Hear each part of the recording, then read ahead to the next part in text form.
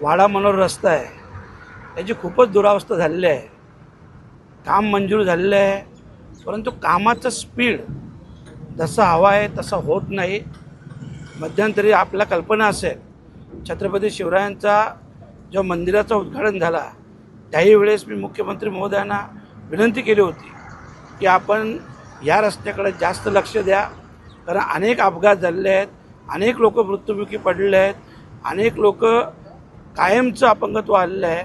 आणि म्हणून आज आपण पाहिलं असं 2-3 दिवसापासून खूप वाईट अवस्था होती. त्यामुळं आज सगळीच मंडळी म्हणजे आज प्रकाश पाटील साहेब असतील, शांतारामजी मोरे साहेब असतील आणि आमचे PWDचे गीते साहेब देखील इथं उपस्थित आहेत. आणि आता बघूया या सगळ्यांच्या चर्चेतून गीते साहेबांनी सांगितलं की येणाऱ्या 3-4 दिवसात रस्त्याची जी काही डागडुजी किंवा लेवल असेल ही लेवल केली जाईल आणि कामाचा स्पीड कसा वाढेल याविषयी देखील पुढच्या आठवड्यात ते चर्चा ठेवतील.